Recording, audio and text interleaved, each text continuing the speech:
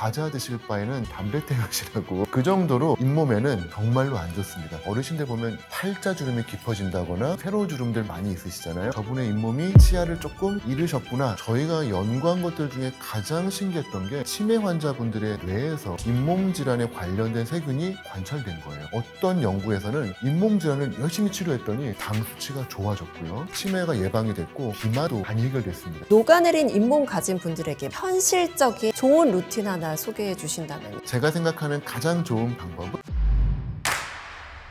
건강구조대 MC 김경민입니다. 오늘은 수많은 환자들의 녹아내린 잇몸을 매일 진료하는 치주 전문의 박정철 원장님 모셨습니다. 안녕하세요. 안녕하세요. 건강구조대 시청자 여러분 반갑습니다. 저는 연세 굿데이 치과 양재점 대표 원장 박정철 원장입니다. 원장님, 많은 분들이 나이가 들면 잇몸이 내려앉는 건 자연스러운 거겠지라고 생각을 하는데요. 노화 영향이 그렇게 큰가요? 그렇지는 않습니다. 물론 노화로 인해서 내려오는 부분은 어쩔 수 없이 있겠지만 그럼에도 불구하고 관리를 잘 하시는 분들은 잇몸 튼튼하게 쓰시는 경우가 많거든요. 그렇기 때문에 잇몸 관리가 부실한 경우에 노화를 가속화시켜서 잇몸이 내려가는 경우가 더 많다고 보여지고, 어디까지나 이것은 병이지 이거를 나는 늙어서 그런 거야 라고 스스로 생각하시고 치과는 안 가도 돼 이렇게 하는 건 조금 위험하실 것 같습니다. 그러면 한번 내려앉은 잇몸뼈는 다시 살릴 수 있긴 한가요? 치과에서도 다양한 치료 방법과 여러 가지 재료들을 이용해서 도전과 노력을 하고는 있는데, 한 번 내려간 뼈를 다시 위로 끌어올리는 것은 사실은 거의 불가능하고요. 만에 하나 임플란트를 심어야 되는 상황이 됐다. 그럴 때는 어쩔 수 없이 수술적으로 뼈를 많이 만들어서 잇몸뼈를 넣어드리긴 합니다만, 그거는 이미 치아가 사라진 상태이기 때문에 치아가 있는 상태에서 잇몸뼈를 올리는 거는 거의 불가능하다라고 보시는 게 맞을 것 같습니다. 그러고 보니까 충치보다 잇몸병이 더 문제다라는 얘기를 저도 듣기는 한 것 같은데, 더 위험한 이유가 따로 있을까요? 잇몸이 없으면 치아가 흔들리고 치아도 빼야 되는 경우가 생기니까 그런 의미에서 잇몸의 중요성도 있습니다만, 사실은 요즘 들어서 고령화 시대에 시청자분들 중에서도 나이가 조금 많으신 분들은 더더욱 새겨들으셔야 될 부분이, 잇몸 질환이 전신 질환으로 연계되는 경우가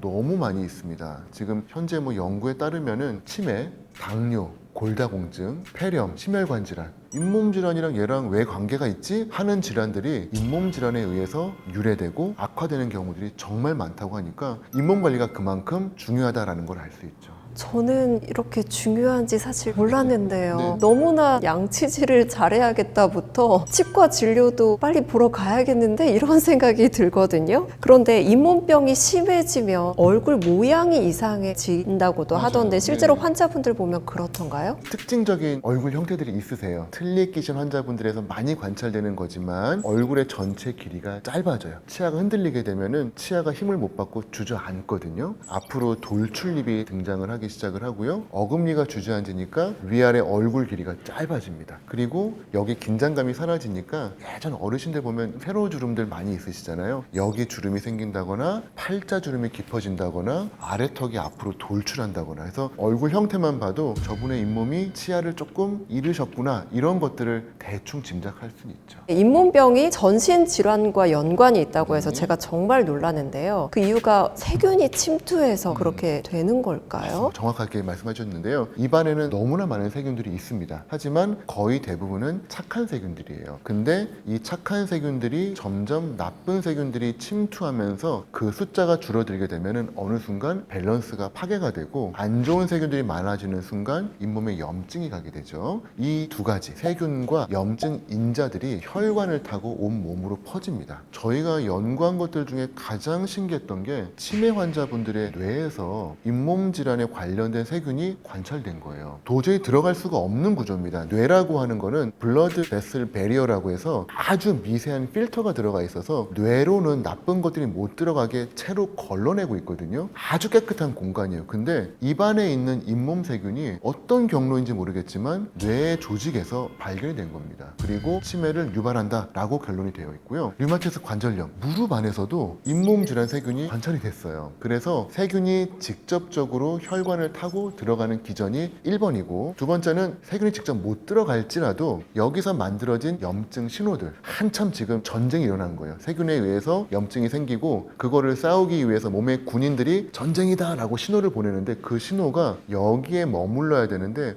온몸으로 퍼지는 거죠. 그럼 엉뚱하게 무릎은 지금 전쟁 상황이 아닌데 전쟁이 벌어지는 거예요. 그러면서 류마티스 관절염, 뼈에 들어가게 되면은 골다공증, 뇌에 들어가서는 치매, 심장과 심혈관에서는 고혈압 등등의 염증성 질환들을 만들어내기 때문에 정말 많은 질환들이 잇몸에 의해서 유래된다라는 게 학술적으로 밝혀져서, 어떤 연구에서는 잇몸 질환을 열심히 치료했더니 당 수치가 좋아졌고요, 치매가 예방이 됐고, 재밌게도 비만도 많이 해결됐습니다. 지금 잇몸도 비만의 원인이다라고 지금 저희들이 보고 있는데, 잇몸 관리를 열심히 했더니 비만도도 줄어들었어요. 그래서 야, 정말 잇몸 관리 열심히 하는 게 온몸 관리에 되게 중요하구나 라고 생각해서 지금 치과에 정말 많은 고령 환자분들이 몰려드는 이유 중에 1번이 전신질환 예방도 있습니다. 너무 소름이 돋는 게요. 네. 잇몸 관리 안 하면 감기 정도는 충분히 예상이 됐는데 이렇게 심각한 질병들에도 원인이 될 수 있다고 네. 하니까 오늘부터는 정말 하루 3번이 아니라 뭘 먹든 열심히 해야겠는데요. 잇몸뼈가 조금이라도 내려앉기 시작했을 때는 뭐부터 좀 저희가 해야 될까요? 잇몸뼈가 내려가기 시작했다. 그거는 관리가 안 되고 있다. 나이가 이제 들기 시작했다라는 부분이긴 한데, 한번 내려간 잇몸을 다시 위로 끌어올리는 거는 너무 어렵습니다.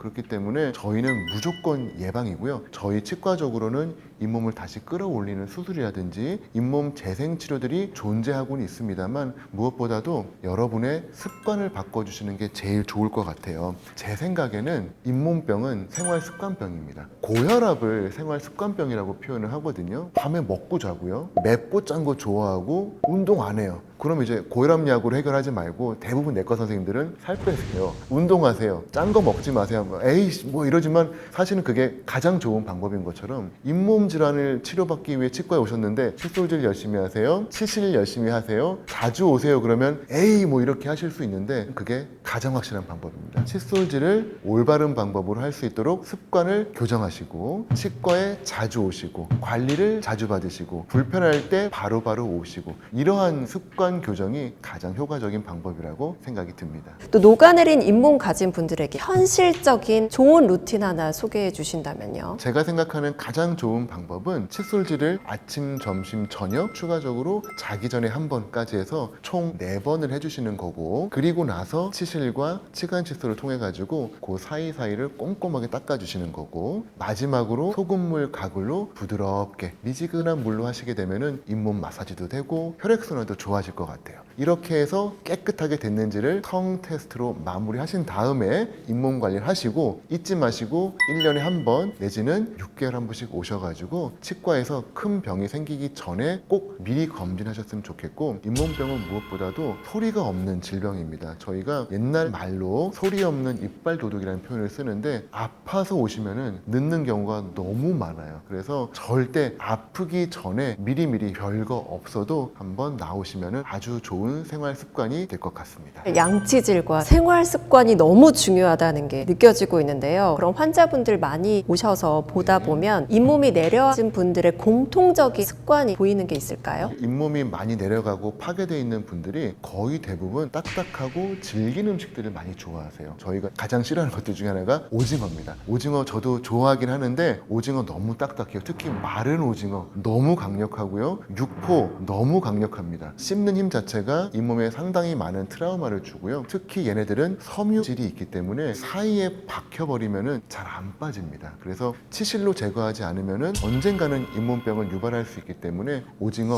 육포 딱딱한 거 별로 추천드리지 않고요. 그 다음에 한쪽 편으로만 씹는 분들이 계세요. 편측 저작이라고 하는데 주구장창 왼쪽으로 씹으시는 분들 잇몸이 나빠질 수밖에 없겠죠. 그리고 마지막으로 끈적끈적하고 잇몸이나 치아에 달라붙는 형태인데, 제일 안 좋은 게 과자예요. 과자들 중에 바스락바스락해서 하는 모래 알갱이 같은 느낌의 침이랑 섞이면은 잇몸 사이에 들러붙게 되는데 진짜 안 빠집니다. 그래서 어르신들 중에도 은근히 과자 드시는 분들 많으시거든요. 물론 저도 과자 좋아하긴 합니다만 요거 하시고 나면 꼭 칫솔질 하셨으면 좋겠고, 저희들이 농담 농담처럼 얘기하는데 과자 드실 바에는 담배 태우시라고. 그 정도로 잇몸에는 정말로 안 좋습니다. 그렇기 때문에 담배를 태우시라는 의미가 아니라 과자가 그만큼 좋지 않다라는 거를 꼭 좀 알아주셨으면 좋겠습니다. 과자가 그만큼 잇몸에 안 좋다니 반성을 좀 하게 되는데요. 그러면 나는 질긴 것도 안 먹고 과자도 안 먹는데 제 잇몸 왜 이러나요? 하는 분들도 분명히 계실 것 같아요. 본인은 모르지만 잇몸에 해로운 어떤 습관들이 있을까요? 일단은 습관도 중요하지만 저는 유전적인 것도 중요하다고 생각을 해요. 저희가 아무리 노력해도 극복하지 못하는 부분이 유전적인 소인이 있습니다. 잇몸 안 좋으신 분들 우리 부모님께 한번 연락드려 보세요. 거의 대부분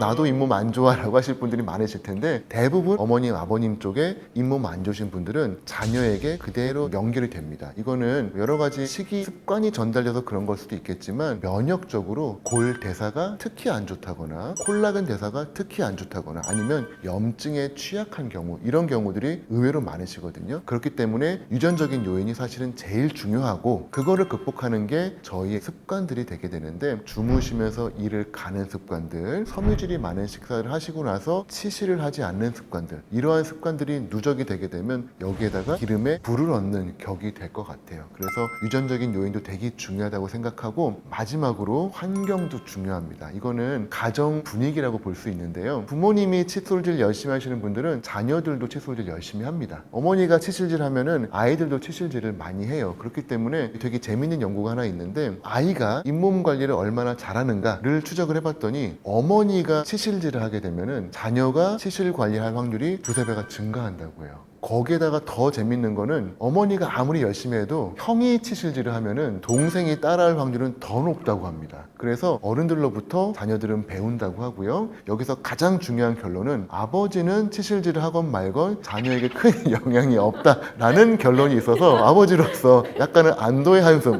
내가 뭘 해도 자녀에게는 큰 영향을 안 주겠구나 라고 하는 걸로 생각이 들어서, 어쨌건 가정에서 입안 관리 열심히 하시고 얘야 우리 치과 갈 때가 됐다, 이러한 움직임들, 이러한 노력들이 달력에 들어가 있다 보면은 자녀도 자연스럽게 환경적으로 잇몸 관리를 잘 할 수 있다라고 저는 생각을 합니다. 저도 그럼 아이를 위해서라도 더 열심히 맞습니다. 칫솔질을 해야겠습니다. 또 저는 잇몸이 붓고 피가 날 때도 내가 너무 세게 닦았나 하고 그냥 넘기기도 하는데요. 이건 어떤 신호로 봐야 되나요? 칫솔질을 너무 열심히 하시면은 잇몸이 다치는 경우가 있어요. 흔히 말하는 저희 애기들 넘어지면 무릎 까지는 것처럼 잇몸이 까져오시는 분들 계세요. 이런 분들은 차라리 낫습니다. 왜냐하면 열심히 칫솔질을 한 거니까. 근데 가만히 있어도 피가 나고 붓는다, 요거는 이제 염증이라고 봐야 되고요. 저희가 잇몸 염증을 여러 가지 신호로 보는데 붓고 빨갛고 아프고 뭐 여러 가지 보지만 그 중에 가장 1번, 가장 확실한 신호가 출혈입니다. 따라서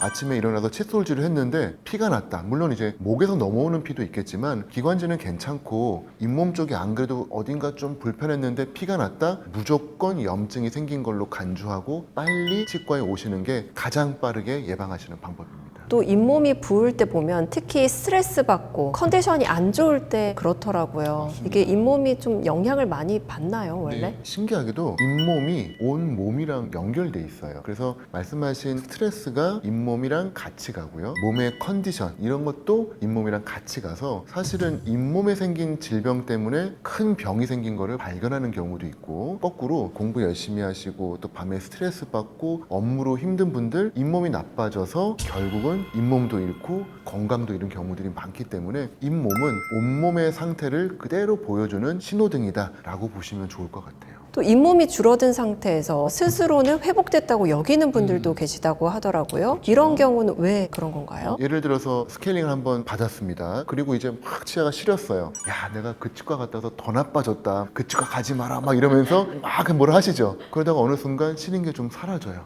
이제 드디어 나았구나, 이제는 치과 안 가도 되겠구나 라고 착각을 하시는데, 거의 대부분은 칫솔질은 바뀌진 않았을 거예요. 그렇기 때문에 치석이 다시 쌓인 겁니다. 그리고 잇몸이 다시 부은 거예요. 근데 느끼기에는 오히려 잇몸이 건강해졌구나 라고 착각하시는 분들이 많습니다. 따라서 질병을 덮어버리는 효과들이 생긴 거기 때문에 큰 질병을 놓칠 수가 있어요. 그래서 스스로 자각 증상이 없다고 나는 이제 괜찮아졌구나 라고 하지 마시고, 주기적으로 1년에 딱 한 번씩은 치과 가셨으면 좋겠고요. 저는 그래서 까먹지 않게 생일날 가라고 말씀드려요. 나라에서 1년에 딱 한 번 스케일링을 보험으로 제공을 해주거든요. 비보험 보험으로 받으시면 병원마다 조금 다르긴 합니다만 6, 7만 원 정도 비용이 발생을 해요. 근데 나라에서 그걸 보험으로 처리해 주게 되면은 만 원, 15,000 정도가 되거든요. 아주 저렴하게 나라에서 주는 생일 선물입니다. 그래서 한번 까먹지 마시고 1년에 한 번씩 꼭 관리 받으시고 나는 괜찮아 라는 착각을 내려놓으시고 정말 괜찮을까? 라고 한번 검사 받으러 오시면 좋을 것 같습니다. 네, 정말 저희 아파야 치과 가거든요. 그러지 말고 미리미리 점진도 받고 스케일링도 받고 해야겠습니다. 그러면 그 잇몸이 좋아지기 위해서 여러 가지 치료를 받으실 텐데 사람들이 좋다고 착각하거나 오해하고 있는 치료 방법도 있을까요? 스케일링, 요게 이제 제일 좋은 치료라고 생각을 해서 기본적으로 진행하고 있습니다만 환자분들의 가장 큰 오해 내지는 저희가 스케일링 해드리고 가장 많이 받는 컴플레인 중에 하나가 스케일링하고 치아가 더 상했어요. 스케일링하고 잇몸이 더 내려갔어요. 뭐 이런 경우들이 종종 있으시거든요. 조금 많이 억울합니다. 저희 입장에서는 깨끗하게 건강하게 만들어 드리려고 되게 노력을 했는데 치아가 시리니까 치아가 가늘어진 것 같으니까 잇몸이 내려가니까 저희가 잘못했다라고 생각하시는 경우들이 정말 많은데 절대 그렇지 않고 저희는 치아를 깎아내지 않고요. 그리고 잇몸을 억지로 내려가게 하지도 않습니다. 따라서 스케일링 주기적으로 받으시는 거 좋은 치료니까 절대로 오해 안 하셨으면 좋겠습니다. 그런 증상이 있다면 그건 스케일링 때문이 아니라 원래 내가 갖고 있던 염증 때문에 그런 거라고 봐야 되는 거네요. 잇몸이 부어있던 부분들이 가라앉으면서 잇몸이 내려가고 치아가 얇아진 게 드러나고 치아가 얇아졌다고 느끼는 거는 치석이 떨어져 나간 거기 때문에 저희는 환자분의 원래 잇몸 상태로 바꿔드린 것일 뿐 저희가 위해를 가하거나 그런 건 아니기 때문에 절대 불안해하거나 걱정하지 마시고 오히려 그런 게 생기면은 더 자주 오셨으면 좋겠어요. 왜냐하면 오랜만에 치석을 떼면은 너무 효과가 크거든요. 그러니까 차라리 자주 오셔서 깨작깨작 받으시면은 안 아파요. 근데 한 10년에 한 번 오셔가지고 치석 한번 크게 떼고 나가면 와, 내 다시는 치과 오나 봐라 이런 이야기를 하실 수밖에 없는 것 같아요. 네, 그렇군요. 네, 원장님 오늘 말씀 너무 감사하고요. 우리 시청자분들이 이 영상은 혼자만 보지 마시고 소중한 가족들에게 꼭 알려주셨으면 좋겠습니다. 정말 잇몸이 내려앉으면 이렇게 심각한 전신 질환까지 영향을 줄 수 있다고 하니까요. 여러분 소중한 가족과 지인들과 함께 공유하시면서 건강 지키시기 바랍니다. 저희는 계속해서 여러분의 건강을 구조하겠습니다. 고맙습니다.